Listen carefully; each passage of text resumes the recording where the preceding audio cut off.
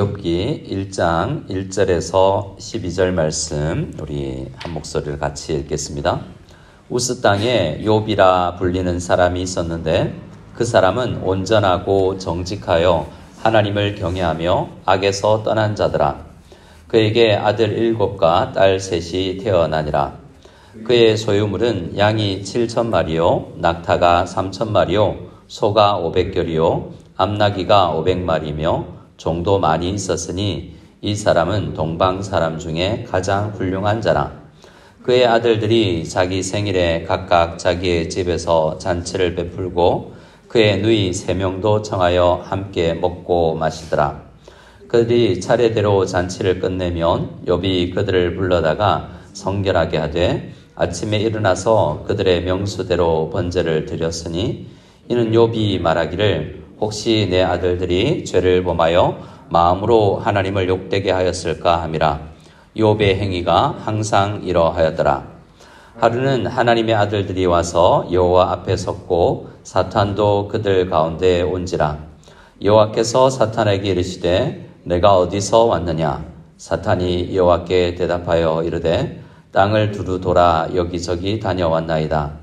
여호와께서 사탄에게 이르시되 네가 내 종 욥을 주의하여 보았느냐? 그와 같이 온전하고 정직하여 하나님을 경외하며 악에서 떠난 자는 세상에 없느니라.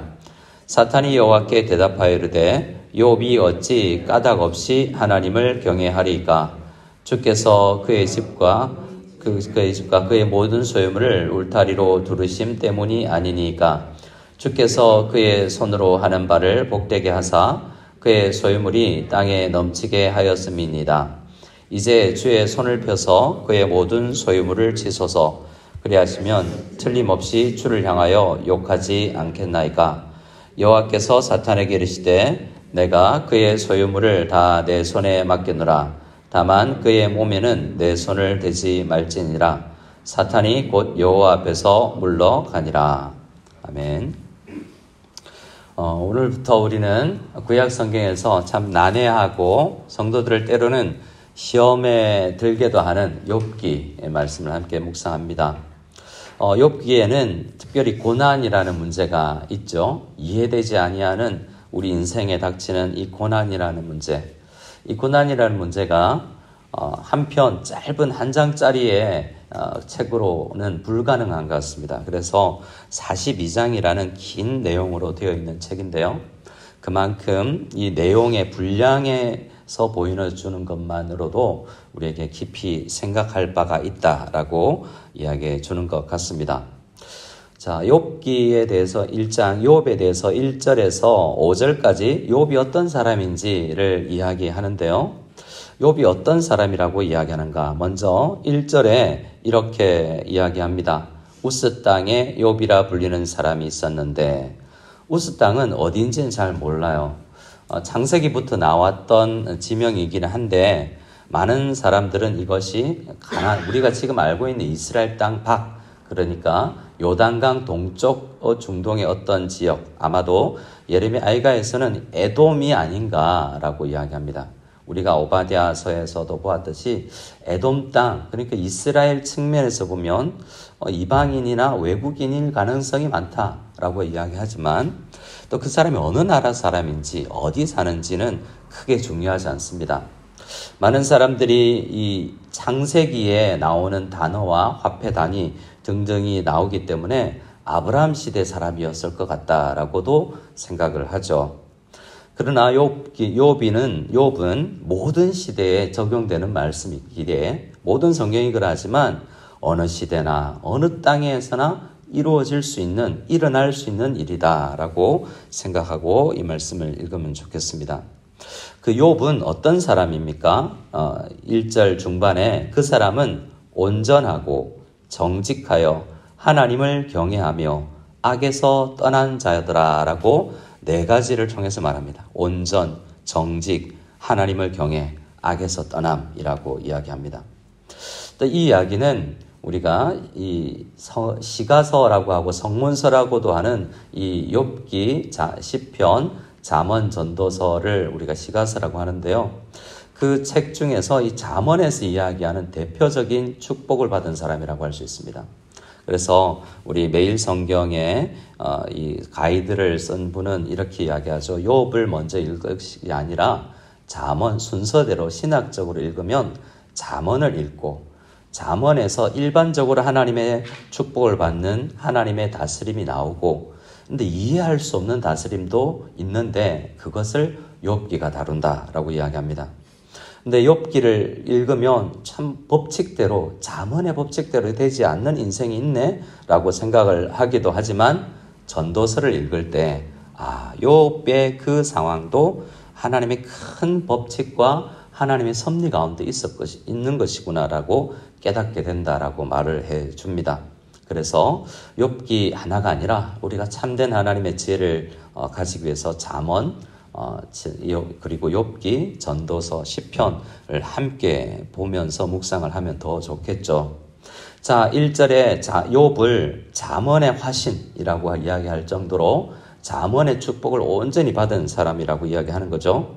잠언 2장 7절 말씀에 그는 정직한 자를 위하여 완전한 지혜를 예비하시며 행실이 온전한 자에게 방패가 되시나니 라고 이야기하면서 잠언의 정직한 자, 온전한 자에 대해서 누리는 축복에 대해서 이야기합니다.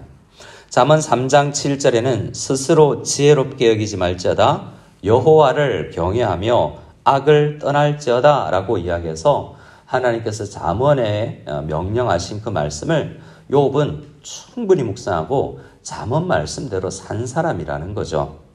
그렇게 욥은 시작할 때에 하나님 앞에 잠언을 묵상하고 잠언의 말씀대로 잘 산 사람이다라고 이야기합니다. 그렇게 살아간 사람에게 하나님이 복을 주신다고 잠언에서는 이야기하는데요. 2절, 3절에 보면 자녀의 축복, 물질의 축복이 있습니다. 오늘날 자녀가 많다는 것은 좀 부담스러운 일이기도 하겠지만 그래서 자녀를 낳지 않으려고 하는 세대가 있지만 우리는 이 시대의 관점에서 읽어야 됩니다. 아들 7과 딸 3, 7, 셋 그리고 합이 10이라는 온전한 숫자의 축복을 누리죠. 그리고 3절에 보면 소유물이 양이 7,000마리요. 7,000마리. 굉장히 많은 숫자죠. 낙타가 3,000, 소가 500, 암나귀가 500마리 정도 많았다라고 이야기를 합니다. 사무엘상 25장에 가면 다윗이 만났던 거부가 있는데요. 그 사람 이름은 나발입니다. 나발이 심히 부자였다라고 이야기하는데요. 그 부자보다 2배 이상이나 물질이 많습니다. 그렇기 때문에 물질도 굉장히 많은 사람입니다.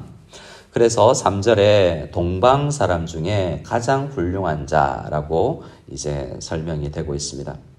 그리고 그의 자녀들도 우애가 좋고 함께 잔치하고 혹시 그 잔치 가운데에서나 삶에서 말로나 이 하나님을 욕되게 했을까봐 특히 5절 하반절에 욥의 그 마음에 우리 아들들이 죄를 범하여 마음으로 하나님을 욕되게 하였을까 함이라 라고 하는 욕되게는 히브리어 원어에 보면 찬양이라고 되어 있습니다.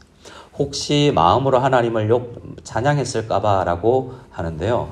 그것은 욕이라는 말도 안 쓰고 싶은 욥의 마음을 이야기합니다. 함부로 표현으로 하나님의 이름을 망령되이 일컫지 않기 위해서 단어 하나, 마음 하나를 잘 추스리는 함부로 하나님을 망령되이 읽지 않기 때문에 일반 사람들이 쓰는 욕이라는 단어 대신 찬양이라는 단어를 쓸 정도로 하나님 앞에 하나님이 살아계심과 하나님이 어떻게 나에게 베푸시는지를 충분히 묵상하고 그 하나님 앞에 살아간 사람이라고 성경은 이야기합니다. 그런데 6절 이하부터 보면 그런 사람에게 왜 고통이 닥치는가? 이것이 욥기를 읽는 우리의 고민이죠. 우리가 잘 아는 것처럼 이 천상의 회의에 하나님의 아들들이라고 하는 천사들과 사탄이 나오는데요. 이 사탄도 하나님 앞에 서서 회의를 하고 토론을 하는 장면이 있습니다. 이 장면을 욥은 모르고 욥의 친구들도 모르고 나중에 나오는 엘리후도 모르고 우리도 모릅니다. 하나님 앞에 영적 존재들이 어떻게 이야기를 하고 하나님께서 어떻게 온 세상을 통치해 나가는지 우리는 모르죠. 우리는 바닷속 깊이 몇 미터, 2미터로는 한 번도 내려가 본 적이 없고 우주 공간 어느 정도의 거리 이후로는 한 사람도 가본 적이 없는 우리가 생각하고 우리가 살아가는 세상은 참 한계가 되어 있습니다. 하지만 하나님의 다스림은 너무나 크다라는 것을 우리가 상상하기 어려울 만큼, 설명을 해줘도 모를 만큼 크신 하나님이다라는 것을 우리 6절 이하에서는 이야기해 줍니다. 이해할 수 없지만 이렇게 토론 가운데서 하나님이 욥을 자랑하죠. 8절에 사탄에게 말합니다. 네가 내 종 욥을 주의하여 보았느냐라고 하는 말씀 속에서 하나님은 우리를 욥을 주의해서 보시는 분이다 라는 것도 알려줍니다. 그리고 그를 자랑합니다. 이 욥기 1, 2장 안에 3번이나 욥이 이렇게 온전하고 정직하고 하나님을 경외하며 악에서 떠난 자라고 3번 1절과 그리고 8절 또 2장에서 이야기하는데요. 욥은 그런 사람이에요. 자, 그런데 그런 하나님의 자랑 앞에 사탄이 뭐라고 이야기합니까? 9절입니다. 사탄이 여호와께 대답하여 이르되 욥이 어찌 까닭 없이 하나님을 경외하리이까? 욥기의 주제는 이 사탄의 질문, 사탄의 고민. 하나님이 욥만큼 나의 집과 나를 대해주고 나에게 소유를 주었으면 사탄은 나도 하나님 잘 믿죠 라고 이야기하는 것이죠. 그 까닭이라는 것을 제거해 보십시오. 울타리로 하나님께서 두르고 계신데 그 보호하심을 제거해 보십시오. 그러면 그렇게 믿지 못할걸요 라고 이야기하면서 많은 이유 때문에 우리는 하나님을 믿는 것이 아닌가라는 이 사탄의 질문 앞에 우리 자신을 돌아보게 합니다. 사탄은 이 모든 하나님의 축복이 사라지면 하나님 안 믿을 거다.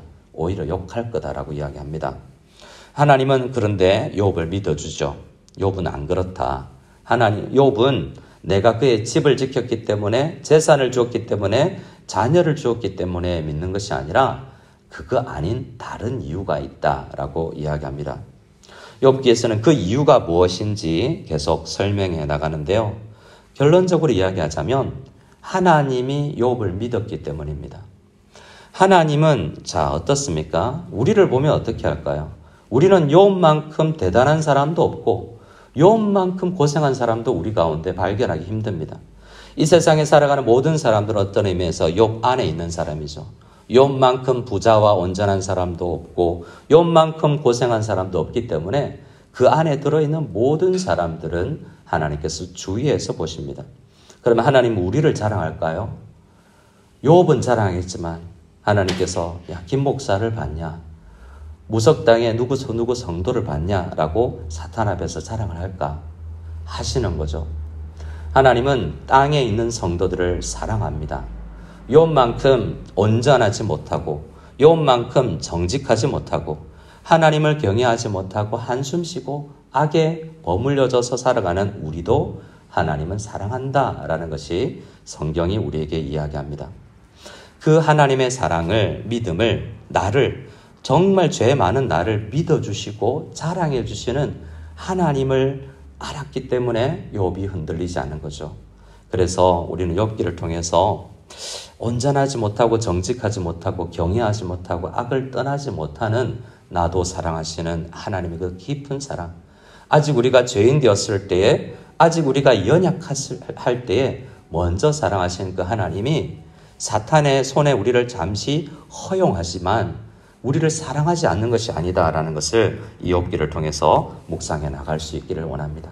오늘 이 말씀 속에서도 왜 사탄에게 우리를 허용하여서 우리의 소유와 우리의 울타리를 잠시 거두시지라고 생각할 수 있지만 우리를 사랑하지 않으시는 것이 아니다.